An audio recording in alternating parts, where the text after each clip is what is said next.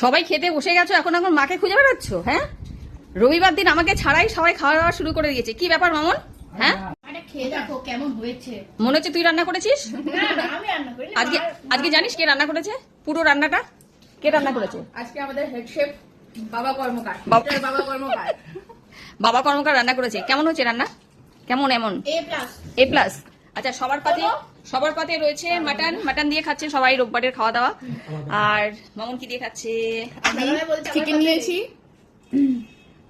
চিকেনের leg chicken piece, leg piece, তার সাথে মটনের ছোট পিস। মাটনটা খেয়ে নিয়েছি আমি। না, মামুন তো মটন খায় না, এর জন্য। আর একটুখানি মামনি দিয়েছি। সবাই মিলে এখন খেতে বসে গেছি। আজকে একেবারে সিম্পল রান্না বান্না করা হয়েছে। আমি তো রান্না করিনি শুনলেই। হ্যাঁ, কোনো কথা হবে না। নে। আর বাবাই কি বলছিল যে মাটন খায় না, সে চিকেন আর মাটন দুটোই পায়। মাটন এমনই জিনিস, একটু না দিয়ে খেতে পারি না। আর বড় বড় সাইজের আলু দেওয়া হয়েছে। আলুটা না দিলে বৌদি না, এটাকে কেমন ভালো লাগছে না। হ্যাঁ, একদম।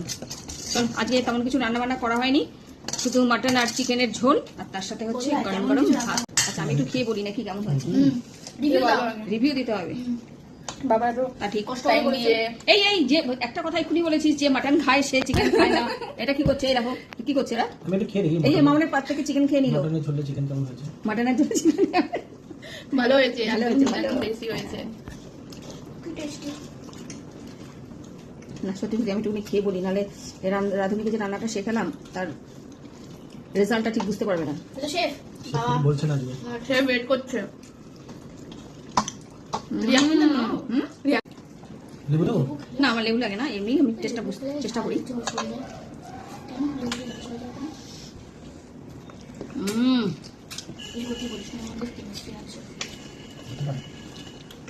মাটনটা যা হয়েছে, পাতলা ঝোল হলে দারুণ লাগতো।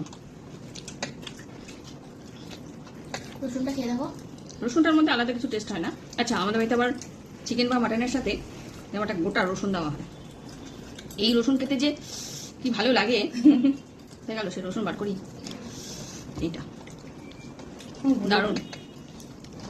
কি বলেছিল? কোনো স্বাদ হবে না। স্বাদ হবে